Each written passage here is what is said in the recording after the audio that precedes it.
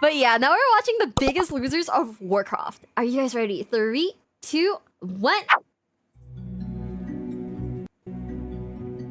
Now, come along, children. The Zandalari scalping ceremony is starting in a couple of minutes, so we Yay! need to be quick. Wait, scalping? Mr. Huh? Arklid, what are those trolls doing over there? What? Oh, those are the Gurubashi. They're being mind-controlled against their will. You know, normal stuff. You know what? Let me see. I suppose we have some time to explain this embarrassing excuse for a tribe. Gather around, children. Our story starts 1,500 years ago in the lands of Stranglethorn. Okay, backstory, trauma? This dense jungle is where the Gurubashi tribe lived.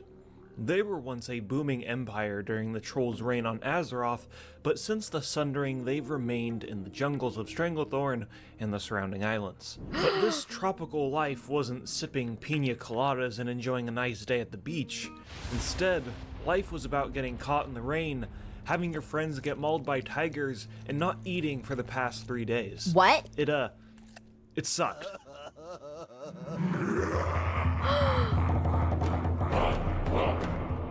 The trolls turned to aid of some mysterious god called Hakkar the Soulflayer. The priests that worshipped him were called the Hakkari, and in exchange for sacrificed souls, he'd bestow the trolls with his power. In hindsight, fueling a mysterious god with living sacrifices doesn't seem like a good idea, but it was kind of the troll's only option. Until eventually he demanded to be summoned into the physical world so that he may feast on the blood of his victims firsthand. What? Those victims being every creature on Azeroth, including the trolls that worship him. A majority of the Hakkari were like, "This was a mistake!" But a fanatical group called the Autelai worked on summoning the Soulflayer. The Gurubashi, with the help of the Zandalari, kicked out not only the Autelai priests, but also a lot of the less fanatical Hakkari, and the priests went to go make a temple to continue their worship in the Swamp of Sorrows. After this bloody civil war, the Gurubashi tribe was split into 4 different entities that battled over control of the jungle.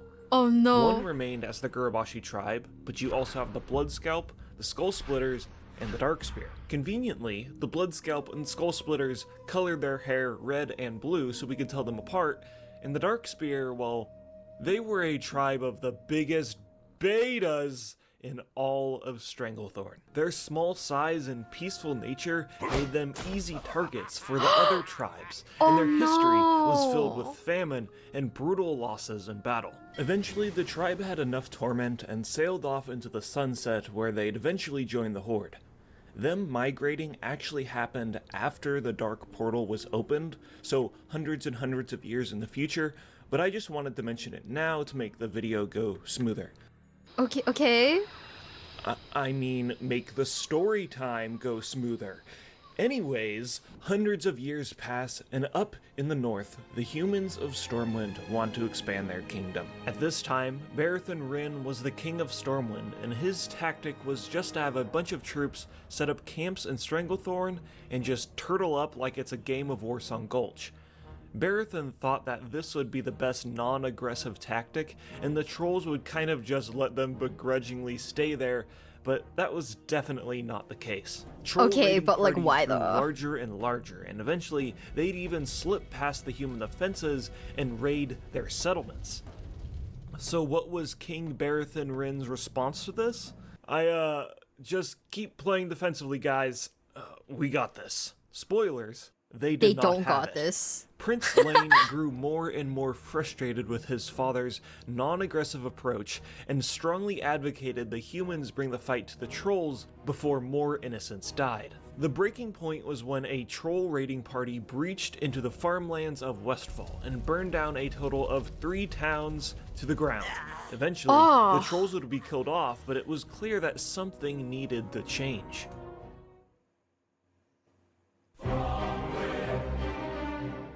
The king gathered only the most intelligent nobles and came up with a plan. Guys, I don't think nobles really do much in this universe, do they? Hello, citizens of Stormwind.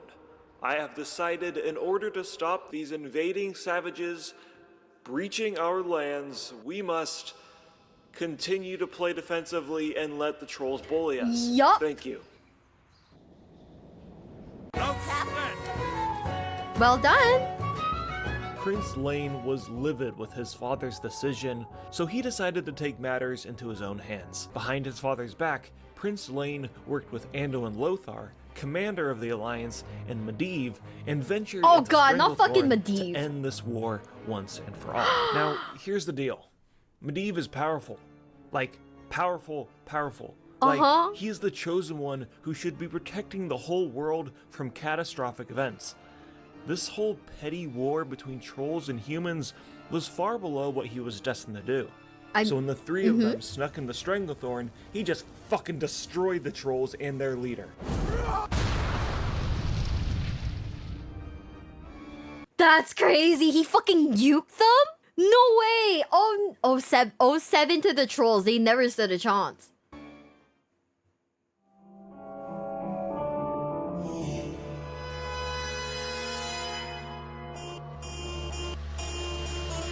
Ready for action.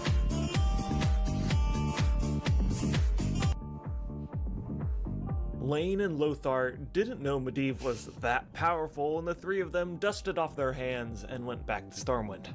Our job here is done, but you guys didn't do anything. Yep. But the Gurubashi were not going to take this beating just lying down. Oh, Shortly man. after, an overwhelming army of trolls pushed forward to the gates of Stormwind. Prince Lane confessed to his father what he and his two allies did behind his back, and the king made the honorable decision to not to play defensively for once, and blindly charged into the heart of the troll army to kill their leader, and died in the process.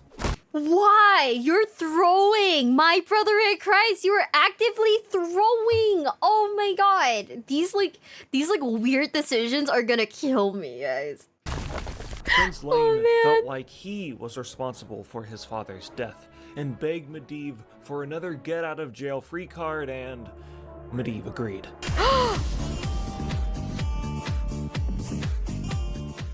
And then all the trolls got utterly destroyed. But I'd just like to say the Gurubashi probably could have won if the humans didn't have, I don't know, the Warcraft version of Superman on their team, so I think it's a bit unbalanced. True. Fortunately, 70 years or so pass and the Dark Portal is opened, and the Gurubashi finally get the taste of victory.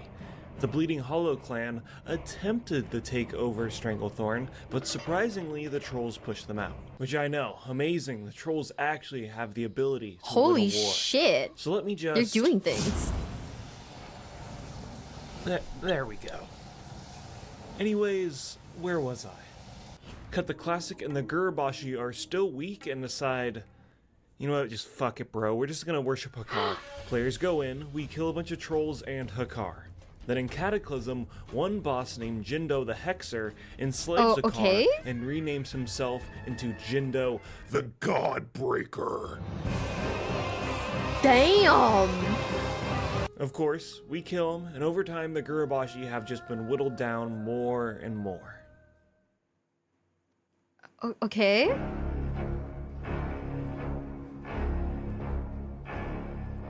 A witch doctor by the name of Uljamba had a vision of the Zandalari Empire's downfall.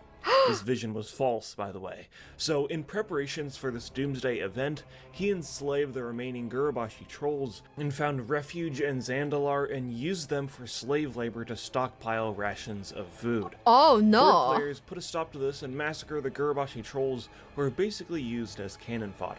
And that's the Gurubashi, which is pretty depressing, isn't it, kids? I know. So, come along, we don't want to be late. I hear if we get front row for the scalping ceremony, we might even be in the bloody splash zone. Whew, that will be exciting. We want to be in the splash zone? Sir, I don't know about that. So, Mr. Arklin, is there any happy story about the trolls? What? I mean, of course, probably. Let me see. No, no, definitely not. No. Okay, Do the trolls just canonically take like L's non-stop? This is actually pretty sad, guys. Oh no, can I get an 07 in the chat? We are the assholes. Hi besties, it's me, Miwa. And if you're enjoying today's video, please consider subscribing, okay? Like, please, please, please, please, please, please, please, please, please, times a billion. I'm like really asking this of you, Nick. I love how like everyone agrees, no matter what, we are the asshole murder hobos. Yeah, okay, great guys. We are just casual murder hobos. Let's fucking go. Ah. Here's one. This is the story of the Mossflayer tribe. Back during the Second War, a lot of forest trolls allied with the Horde. The Horde at the time was an extremely powerful but also extremely volatile faction, filled with backstabbing and conflicting ideals. So after the war, many of the trolls broke off from the Horde and preferred to stay very isolationist and kill any other race on sight. And this is what the Mossflayers did. This tribe of trolls was on the border of the human lands of Lordaeron, and during the Third War, it was absolutely ravaged by the plague of undeath. Other races would see this as a great threat that would surely come for them as well, but the trolls saw an amazing opportunity. I mean, I guess. I can't take it! I can't do it! So while the kingdom of Lordaeron was battered and bruised, the Mossflayers were on the sidelines, poking them with a stick to ensure the Pinkskins' downfall. And while the plague didn't have an effect on the trolls, it was hard to deny that it did have an effect on their environment and the creatures within it. Oh no! Unfortunately, a troll hunting party killed some animals and feasted on their flesh, which was cursed by a lich that turned them all into undead. No! So plague-infected grain doesn't work on trolls. Cursed bare ass, now that works on trolls. And a troll named Stop. was now a slave to this mysterious lich and was compelled to return back to the Mossflayer's home of Zul'Drak and infect his whole tribe. During Classic, the encampment is filled with shallow graves, signifying that the Mossflayers were easily brought to their knees by this infectious disease. Oh my god. That isn't happy at all. Well, down south a bit, there is the Revantusk and the Vilebranch. Now, the Revantusk have actually remained allies with the Horde, which gives the Horde a foothold in the hinterlands, and the Trolls a ridiculous amount of firepower. I mean, hell yeah. The problem is, the Revantusk are seen as cowards for bending a knee to such disgusting Horde filth, and the fanatical Vilebranch tribe has taken a liking to kidnapping these trolls and using them for sacrifices. But since the Revantusk are allies with the player character, of course the Vilebranch gets annihilated. Oh. And oh, yeah, no. I guess that's the happiest troll story in history, so... Ooh, that's High Speaker Malacross. He's the last Drakari troll in all of Azeroth. And he's also the grumpiest, with good reason. Okay. The Drakari was once an immensely powerful empire located in what we'd eventually call Northrend. The empire was well known for their strong connection to Loa and established the lands of Zul'Drak, which was filled with monolithic temples and complex aqueducts. The Drakari lived in relative peace for thousands of years, but we all know these trolls were not the only residents in Northrend.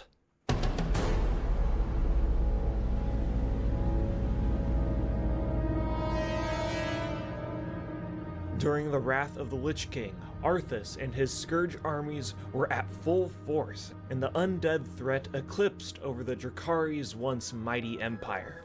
Don't get me wrong, the Drakari empire was strong, but at the end of the day, it was a bunch of trolls with sticks fighting against a floating necropolis that can shoot laser beams. Ooh. The first Drakari fortress to fall was Draktheron Keep, which is now infested with the Lich King's undead minions. At the end of the dungeon, there is a troll named Drakaru who betrays his people, and the Lich King grants him power which makes him big and scary.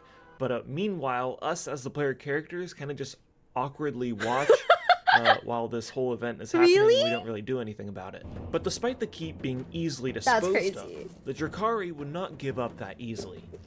Deep within the capital of Gundrak, fanatical prophets have begun sacrificing their own gods for untold power.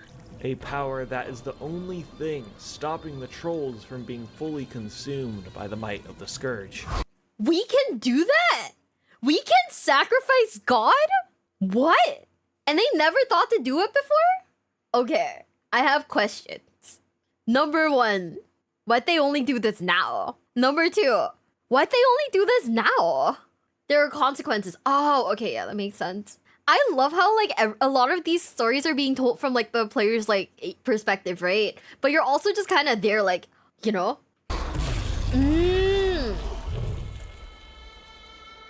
Who needs gods when we are gods? I'm the literal fucking god. These trolls are now fueled with incredible, unmatched strength, and in their hubris, they warred with not only the Scourge, but also the Argent Dawn and the Ebon Blade, who didn't want to kill the trolls. They just want to kill the Scourge just like the Drakari. And this is the biggest mistake the Drakari ever made, because this means that they're at war with the player character. And we haven't lost in 15 goddamn years. What the fuck? No, stop. Oh my god. We are the worst. We are the fucking worst. We are literally, we are the true villains in this universe. Was it the old gods? No. Was it like Sargeras? No. Was it Sylvanas? No. We're the fucking villains, bro. We don't fucking take L's here. This is not that kind of establishment. This is so fucking funny. I love this. This is insane. We are literally the worst, guys. I'm sorry. Every time we watch a video about like WoW lore, we're somehow always like either on the worst side possible, constantly fucking up and then having to fix our mistakes. Or we're straight up like assholes. They don't want to die, they shouldn't drop loot. I mean, fair, but also we're fucked up. We're basically robbing them. So we go into Gundrak, and before we talk about anything, we need to talk about the tale. Since this dungeon's inception, players have talked about this gigantic snake tail. Whose tail is it? How did it get here? Why is it here? Well, at BlizzCon 2011, we got an answer from Chris Metzen himself. If you look over the cliff, there's a big wiggly snake tail. So I brought a screenshot of it. He brought the sauce, guys! He brought the fucking sauce, let's go! I blew it up. That's It's insane. the first sign of the return of the Titans. And Medivh will be them. The forums will be holding you And to Thrall that. is going to leave Agra and start Jaina. I don't know what the hell that snake thing is, but it's kind of cool. Okay, well, I guess it's just there to look cool. Okay, So, sick. let's go kill some crazy trolls. 1,000 fangs gonna rend your flesh. Get ready for something much bigger. Whoa. I'm gonna spill your guts. I'm literal fucking dead. The Drakari's downfall in Wrath of the Lich King is probably the biggest troll downfall in the history of Azeroth. In BFA, there's exactly one Drakari alive named Malakraz.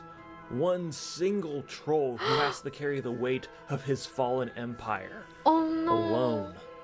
Longing for the snowy mountains of Northrend, where his people once lived in peace. No. Guys, I don't know who Jesse Cox is, but also this is so fucking tragic. He's the lone survivor of his like clan, whatever it is. Oh, this is so sad. If it's another troll raid where we like destroy his family, I'm gonna be so upset.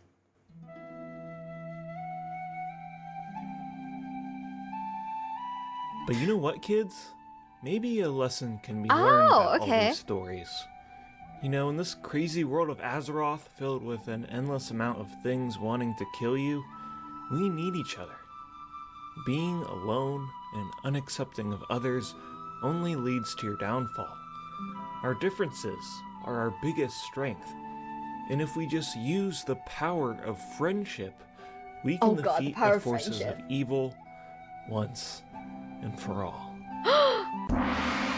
Welcome one and all to the annual scalping ceremony. A ceremony where we will show that the troll empires will never bend a knee for others. Okay. And to start this ceremony, we shall begin with the non-believers. Oh? What is that hand? Pay close attention, kids. Trolls are known for their masterful scalping. They're killing you?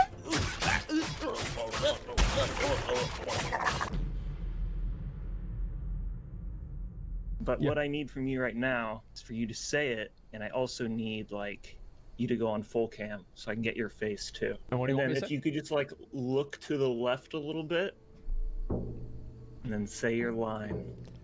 So, to the Platinum WoW. Oh. Okay, that's a thing? Damn. Honestly, isn't like majority of WoW just basically different people trying to fuck around and find out, if you really think about it? Isn't 90% of WoW just basically people trying to fuck around and find out? That's the entire plot line. And then the remaining 10% is just, oh, well, this happened because someone else fucked around. Yeah, and then we're the find out, you know? No, yeah, 10%, no, 90% is someone else fucking around and finding out. 10% is us fucking around and finding out.